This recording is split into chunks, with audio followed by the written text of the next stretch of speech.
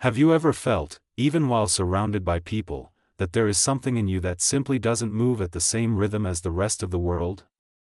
As if your mind is always a few steps ahead, noticing details, intentions, silences, contradictions, while everyone around you seems perfectly satisfied with empty conversations and shallow answers?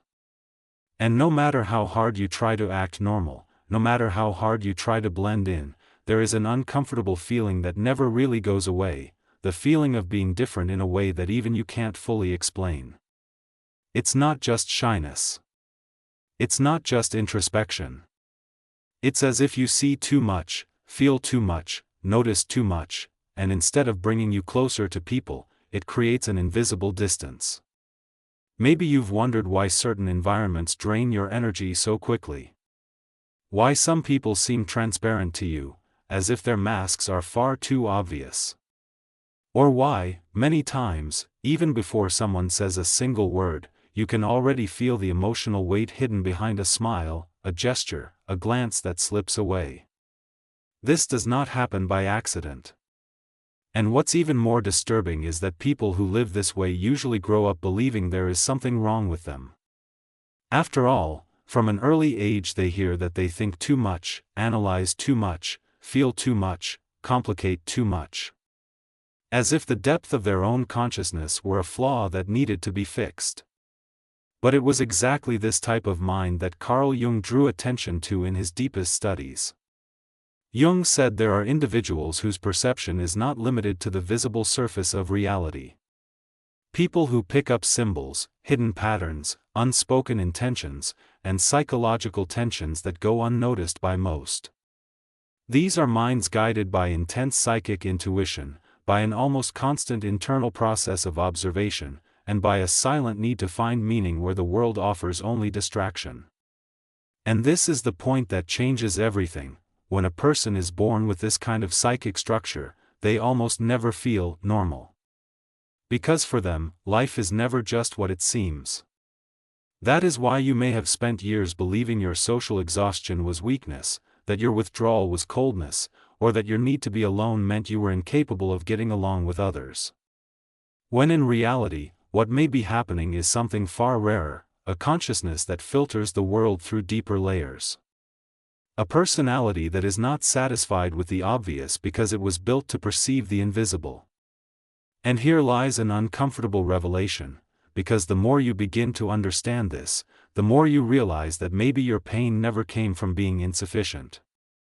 Maybe it comes from carrying a kind of perception that most people simply cannot keep up with. But before assuming this means intelligence, maturity, or superiority, there is one crucial detail that almost no one understands, and this is exactly where most people get everything wrong. If at any point in these words you felt a strange discomfort, as if something inside you were being described a little too precisely, then do one thing before we continue: leave your like on this video. It seems simple, but that small gesture tells the algorithm that this kind of content needs to reach other people who, just like you, spent years trying to understand why they feel out of place inside their own reality. And I want to ask you for something even more important. Comment below the phrase, "I've always felt this," if you have ever had the sense that you see the world in a way no one around you seems to see it. Because no matter how silent this experience may be, you will realize in the comments that you are not as alone as you imagined. Many times, people with this type of personality grow up believing they are strange, difficult, or emotionally incompatible with the rest of the world, when in fact they are simply dealing with a level of perception that rarely finds an echo. And when you write what you feel, when you see other people describing those exact same inner pains, something changes. That old feeling of isolation starts to crack. You realize there is a pattern. There is an explanation. There is a psychological name for this. So participate, because this channel was created precisely to explore the corners of the mind that almost no one has the courage to discuss.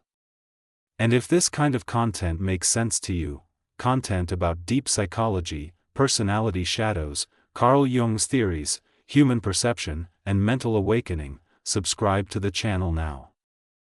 Because the next videos are going to touch on even deeper aspects of what makes certain people feel disconnected from the surface of the world.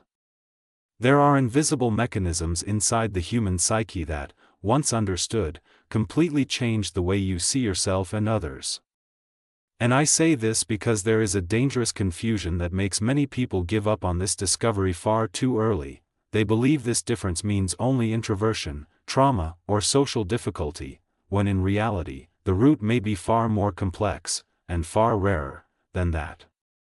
There is a dangerous confusion that makes many people give up on this discovery far too early. They believe this difference means only introversion, trauma, or social difficulty, when in reality, the root may be far more complex, and far rarer, than that. Because being introverted is simply preferring less external stimulation. But what we are talking about here is different. We are talking about that almost constant feeling that your mind never shuts off, never simply participates, never simply observes in an uncomplicated way. You walk into an environment and, before you even settle in, you are already noticing the energy between people, the eyes avoiding contact, the words that do not match the tone of voice, the smile that feels rehearsed, the tension no one comments on.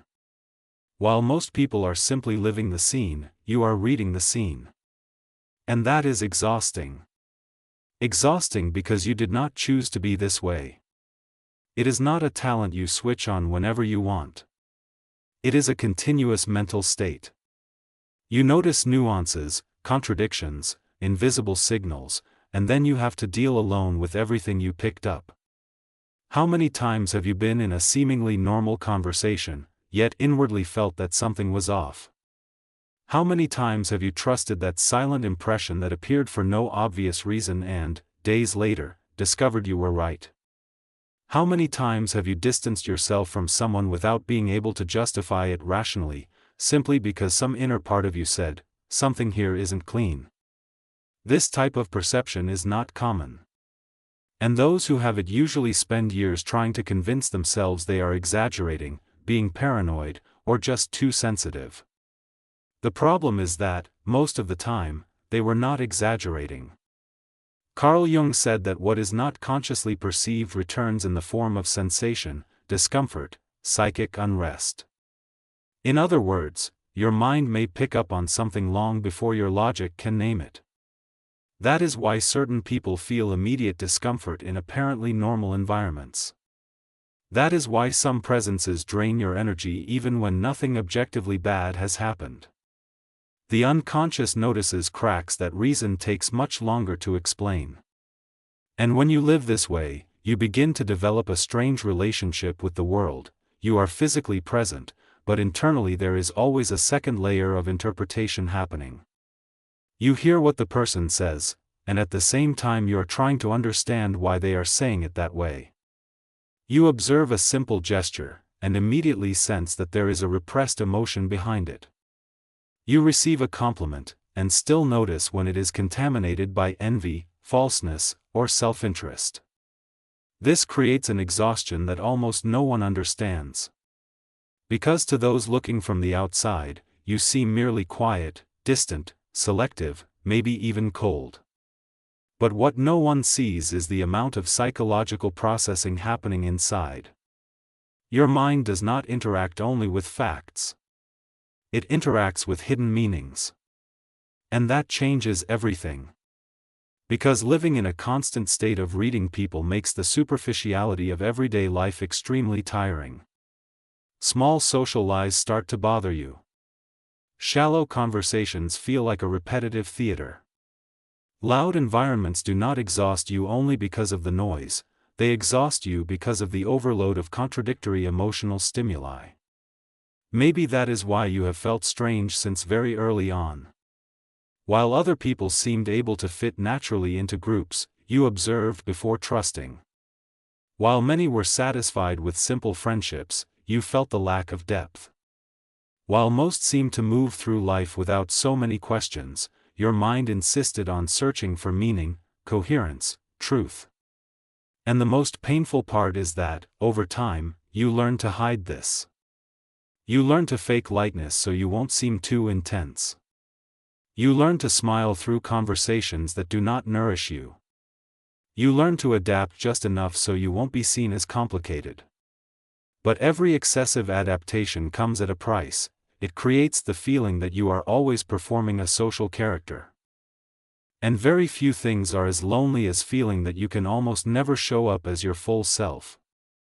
Jung spoke about the persona, the mask we wear to survive in society. But in people with deep perception, that mask usually becomes far too heavy. Because there is an enormous gap between what they show and what they truly think. They learn to filter opinions, soften intensity, hide their own reading of others, because they have already realized that saying what they see usually frightens people, unsettles them, or pushes them away. So they stay quiet. They observe. They keep it in. And this internal accumulation starts creating a silent feeling of psychological isolation. You are among people, but you rarely feel that you are truly with them. Maybe that is why some of your greatest moments of relief happen when you are alone. Not because you hate company, but because in solitude, you do not have to manage so many frequencies at once. You do not have to decode intentions all the time. You do not have to maintain a simplified version of yourself just to fit into environments that seem far too small for the depth of your mind. Solitude becomes refuge, not escape. It becomes the only place where your psyche can breathe without interference. But this is exactly the point where many people begin to judge themselves harshly. They start thinking, why can't I be simpler? Why does everything affect me so much? Why do I feel like I never fully belong? And maybe the question has been wrong from the beginning. Maybe this is not about an inability to fit in. Maybe it is about the nature of what you are seeing, and about the reason this perception produces a kind of pain that almost no one can explain. If this is making sense to you so far, comment the word displaced, just so I know how many people live with this same silent feeling. Maybe it is not about an inability to fit in. Maybe it is about the nature of what you are seeing, and about the reason this perception produces a kind of pain that almost no one can explain. Because when a person spends years feeling out of sync with their environment, the automatic conclusion is usually harsh: there must be something wrong with me. That is the most common interpretation. And also the most misleading. You begin to believe you need to fix yourself, become more sociable, less intense, less observant, less affected. As if the solution to discomfort were amputating parts of your own consciousness until you fit the collective mold. But there is one detail almost no one notices: many people do not suffer because they are socially weak. They suffer because they perceive socially in excess. And that completely changes the interpretation. Because most of the advice you have probably heard pointed toward adaptation. Stop thinking so much. Don't analyze everything. Relax. You take things too seriously. But how exactly does someone relax when they feel there is always a hidden layer behind what is being shown? How does someone simply ignore it when psychological intuition has already picked up inconsistencies, tensions, subtle manipulations, emotional absences? It is not as simple as being lighter. For certain personality structures, the mind does not receive reality in a straight line. It receives it in depth. And too much depth in a world trained for the surface creates constant friction. This is where most people get everything wrong. They think this difference is a sign of anxiety, coldness, or unresolved trauma. Sometimes there is anxiety, yes. Sometimes there are emotional wounds, of course. But reducing this entire experience to a clinical problem ignores a much larger psychic dimension. Carl Jung observed that some people have such an active inner life that contact with the external world is never purely functional. It is symbolic, energetic, psychological. They do not walk into a room just to be in a room. They feel the environment. They do not talk just to exchange words. They read subtext. They do not observe people based only on behavior. Even without meaning to, they try to read what is hidden behind the persona. And that is exhausting, because no one teaches you how to manage this kind of perception. On the contrary, most of the time, people try to convince you that you should be like everyone else, more spontaneous, more superficial, less complicated. But the more you try to shut off that inner reading, the more artificial you feel. It is like asking someone not to hear an extremely loud sound. You can pretend you are not hearing it, but it is still there.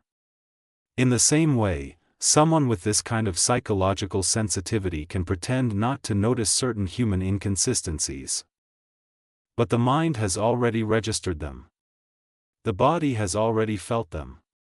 The unconscious has already sent the warning. And after that, interacting naturally becomes a heavy task. Maybe you have already experienced this in dates, friendships, family settings, even romantic relationships.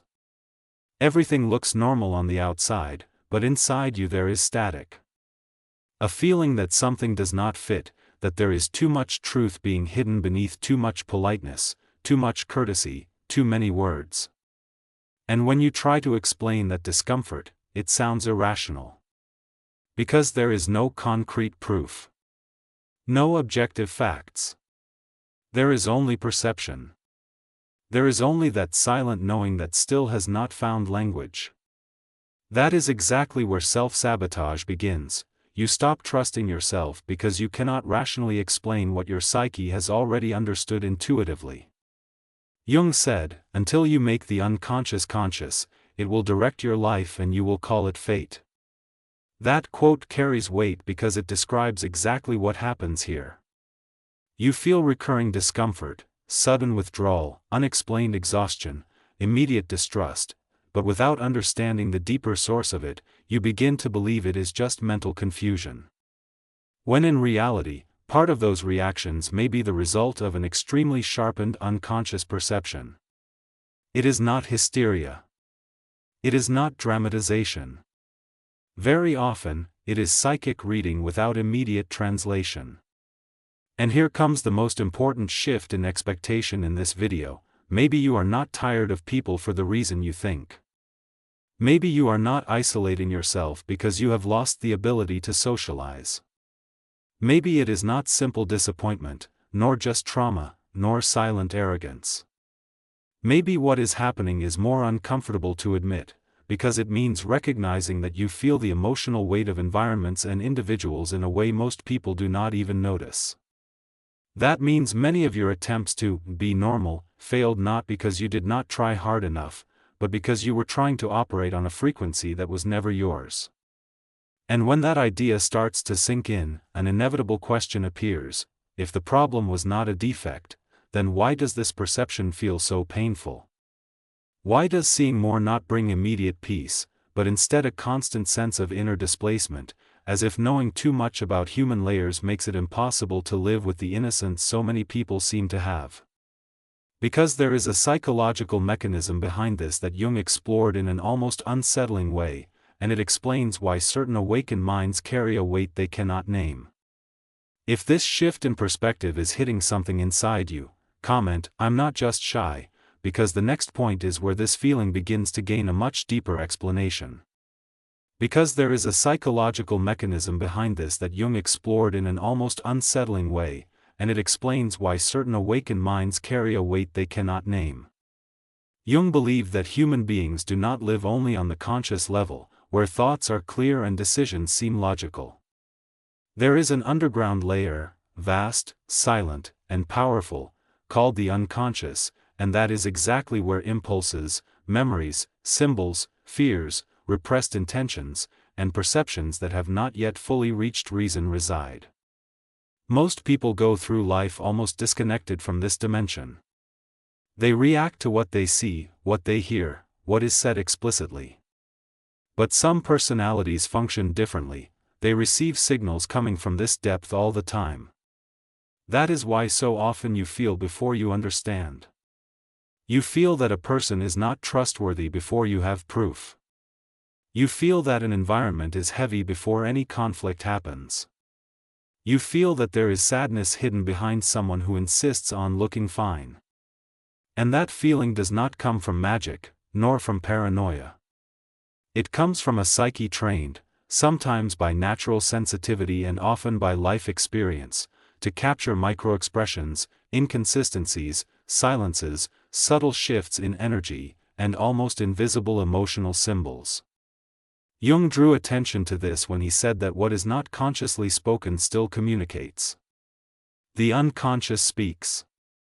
And it speaks through gestures, omissions, slips, tones, repetitions, presences, and absences. The problem is that when you are someone deeply connected to this invisible language, you begin to notice messages that the rest of the room completely ignores. Imagine what that does to the mind over the years. You start distrusting smiles that are too perfect. You start feeling uncomfortable in front of empty compliments. You start noticing when someone is emotionally distant even while saying all the right words. And without realizing it, you become someone less and less capable of accepting the surface as the final truth. This is an important point. It is not that you want to be complicated. It is that your psychic structure pushes you toward depth. While many people can live comfortably in the obvious, you feel an almost involuntary need to interpret what is underneath.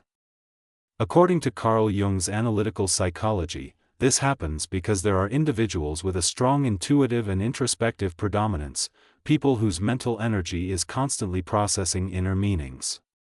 These are personalities that do not merely live experiences, they absorb experiences on multiple levels. And here is the part that usually hurts: absorbing on multiple levels also means suffering on multiple levels. A small rejection becomes deep reflection. A simple disappointment becomes psychological investigation. A lie that is noticed is not just a lie, it becomes a crack in your trust in human nature. That is why certain people take much longer to forget, to relax, to simply move on. Not because they are weak, but because their psyche does not register events as isolated incidents. It registers them as patterns.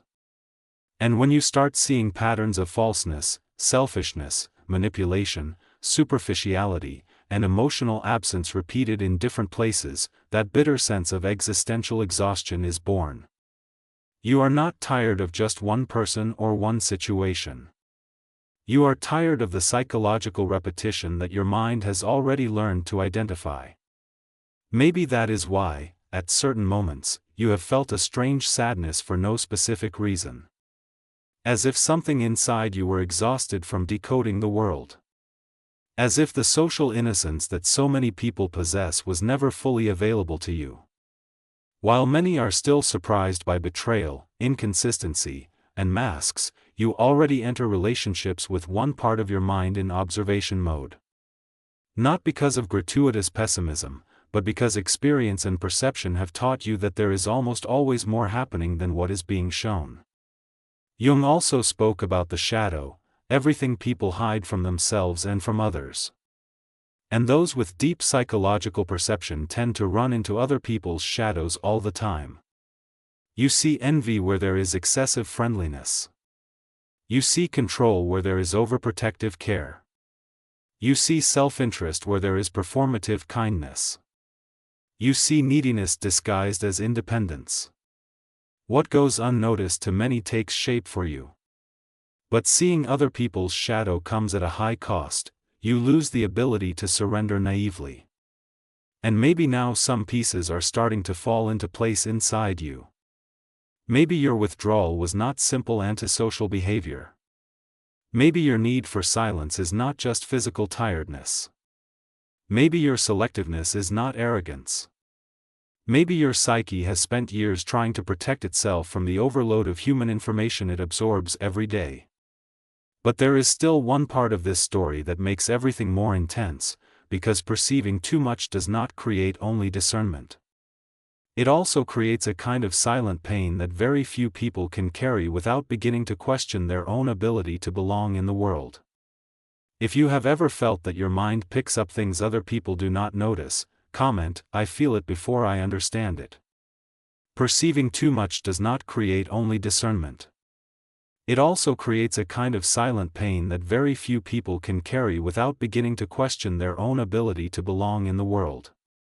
Because there is a dangerous romanticization when people talk about sensitivity, intuition, or a deep mind, as if seeing beyond were only an elegant gift, almost mystical. But those who live this know the reality is far less beautiful. Seeing beyond also means losing innocence faster. It means noticing cracks in relationships that still look perfect to others. It means hearing words and, at the same time, feeling the emotional emptiness behind them. And when this happens repeatedly, a difficult feeling to explain begins to appear, emotional exhaustion before the day is even over. It is not ordinary physical tiredness. It is psychic wear.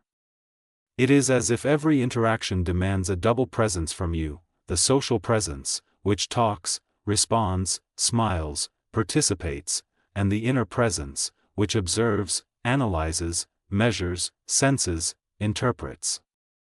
While one part of you is trying to be functional, the other is processing everything. And processing everything means absorbing continuous micro-disappointments. The subtle falseness of a compliment. The hidden competition inside a friendship.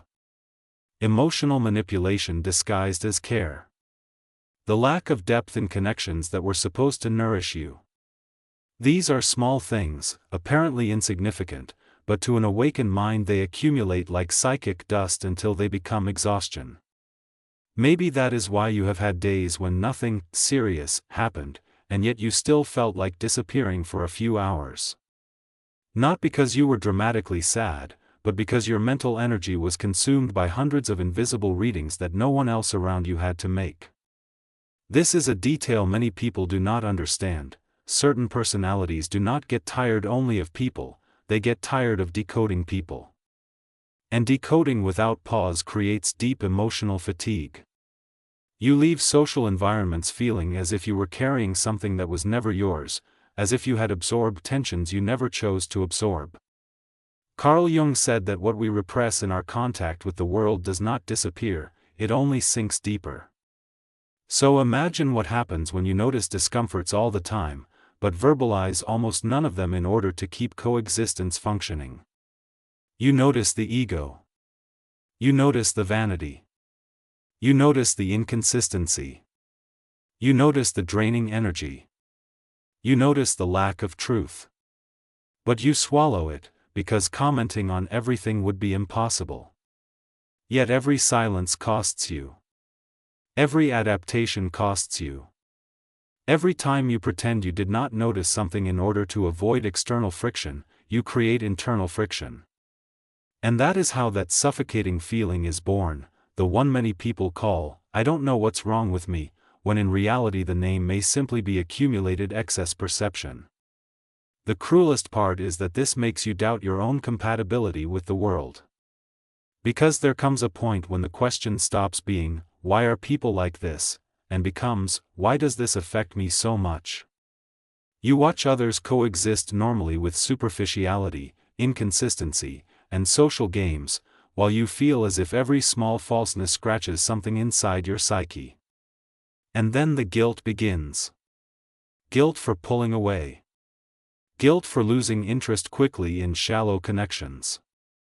Guilt for needing silence to reorganize yourself. Guilt for not being able to fake enthusiasm for interactions your mind has already classified as empty. Little by little, you begin to feel too difficult for this world that seems far too simple. That is the wound. It is not only disappointment with others. It is the growing suspicion that maybe you will never find a place where you can lower your mental guard. A place where you do not have to filter so much, observe so much, interpret so much. Because when the psyche becomes used to detecting shadow, mask, and inconsistency, relaxing becomes a rare luxury. You want peace, but your perception does not allow naivety.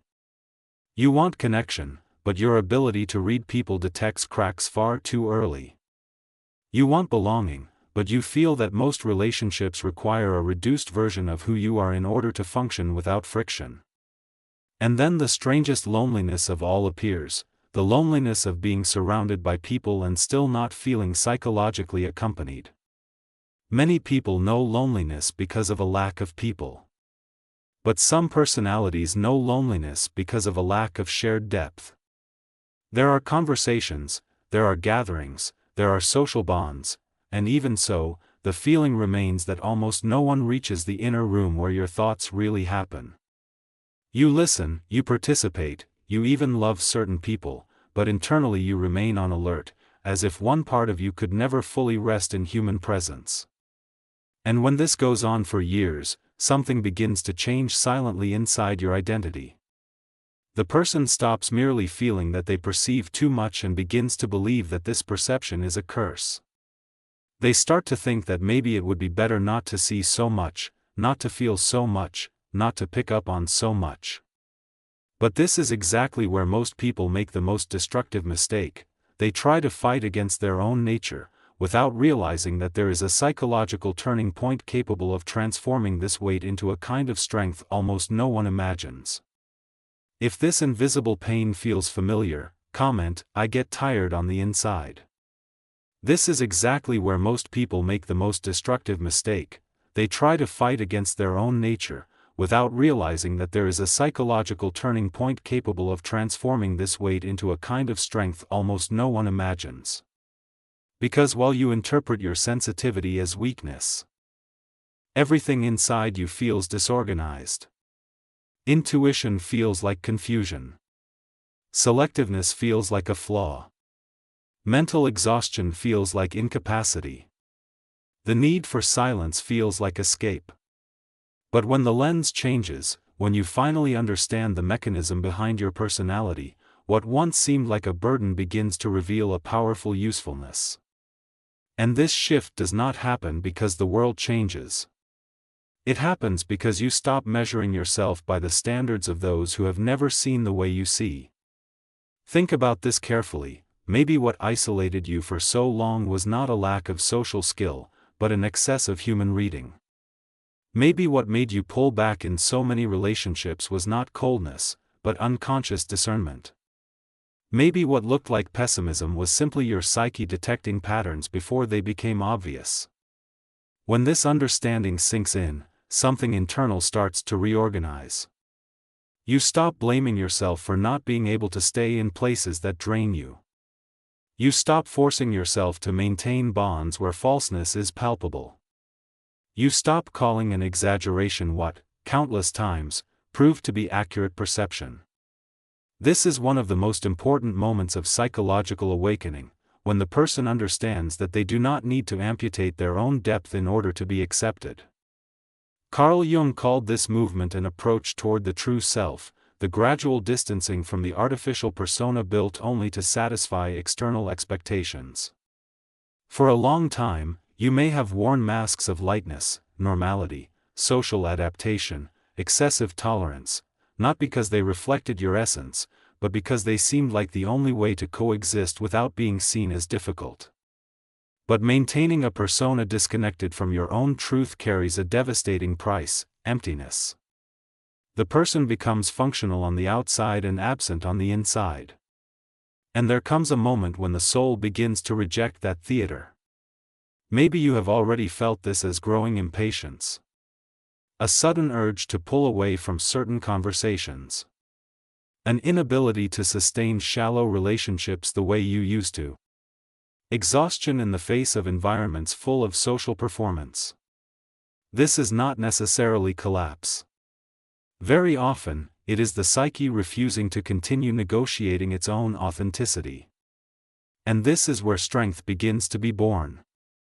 Because when you accept that your deep perception is part of your structure, it stops being only a source of pain and starts becoming an instrument of selection. You begin trusting your internal signals more. You learn to recognize quickly who drains you, who performs, who manipulates, who hides intentions beneath excessive friendliness. You start saving energy because you no longer insist on incompatible connections just to appear sociable. Instead of entering every environment trying to be accepted, you begin observing which environments deserve your presence. It sounds like a subtle shift, but it is a psychic revolution. You leave the position of someone begging for belonging and move into the position of someone choosing where they belong. This even changes the way you suffer. Before, every distance felt like failure. Now, many distances start to feel like protection. Before, every feeling of discomfort felt like paranoia. Now, many discomforts start to feel like warning signs. Before, solitude felt like punishment. Now, it begins to feel like recalibration. Do you see the difference? The external reality may still remain complex, but internally you are no longer at war with your own mind. And when that war ends, the energy that used to be spent on self-criticism begins to convert into lucidity. You become less manipulable. Less available for emotional games. Less vulnerable to beautiful speeches and empty intentions. Your human reading stops being noise and becomes radar. Many people never reach this point because they spend their entire lives trying to be easier, simpler, more ordinary. But some personalities were not born for comfortable unconsciousness. They were born for discernment. And discernment almost always hurts before it strengthens. First it tears away illusions, then it delivers clarity. First it produces selective loneliness, then it produces autonomy. First it makes you feel different, then it makes you realize that the difference may be precisely your psychological advantage in a world full of masks. But there is an even deeper detail in this transformation, because recognizing your own nature does not mean only using your perception of others better. It means confronting the most neglected part of this entire process, what this rare personality still has not seen about itself. If this shift is happening inside you, comment, "My sensitivity is strength." Recognizing your own nature does not mean only using your perception of others better. It means confronting the most neglected part of this entire process, what this rare personality still has not seen about itself. Because there is a silent trap in people who observe the external world too much, they become specialists in reading environments, intentions, and other people's masks, but often spend years without looking inward with the same courage into their own psyche. It is as if all this perceptive ability is used to decode the chaos outside, while the inner labyrinth remains partially unlit. And here is the most unsettling point of all: some of the people most conscious of others are still deeply unconscious of their own wounds. This happens because perceiving the world is easier than perceiving yourself. Seeing someone else's shadow may be uncomfortable, but seeing your own shadow requires rupture. It requires admitting needs. It requires admitting fear of rejection. It requires admitting that part of this hypervigilance may have been born not only from natural giftedness, but also from experiences that taught your mind never to fully let its guard down. Carl Jung insisted on something few people have the courage to live: who looks outside, dreams; who looks inside, awakens. And true awakening is not simply discovering that you have a rare, intuitive, deep, and psychologically sensitive personality. Awakening is understanding what this personality did in order to survive. Which masks it built. Which defenses it automated. Which emotional patterns it repeats without realizing it. Because yes, your perception may be a strength, but if it is mixed with unconscious wounds, you may end up calling intuition what is sometimes also fear, calling selectiveness what is sometimes also excessive self-protection, calling independence what is sometimes also difficulty trusting. Do you see how this deepens everything? It is not enough to say, "I am different." It is not enough to assume, "I perceive more." The real question is, how much of your rarity is consciousness, and how much is scar tissue? That distinction is decisive, because many people start using their own depth as a fixed identity and never move forward into transformation. They get used to being the ones who see too much, feel too much, get tired too much, and it becomes almost an unchangeable psychological destiny. But Jung spoke of individuation, not stagnation. Individuation means integrating who you are, not merely admiring your own complexity. It means realizing that your rare personality was not made to live forever in a state of defense and observation, it was made to convert perception into consciousness and consciousness into direction. In other words, it is no use seeing the falseness of the world while remaining unconscious of your own inner prisons. And maybe some of those prisons are subtler than you imagine. Maybe you pull away too early not only because you perceive incompatibilities, but because you fear investing energy and being disappointed. Maybe you overread certain signs because you learned that emotional surprise hurts. Maybe your solitude is sacred, yes, but at times it also functions as a psychic hiding place. Maybe your mind has become so skilled at anticipating pain that now it struggles to simply experience without control. This does not cancel out the rarity of your personality. On the contrary, it only shows that depth without full self-knowledge is still only half the journey. And that is why some extremely perceptive people continue suffering even after understanding that they are different. Because discovering your own nature brings relief, but it does not end the journey.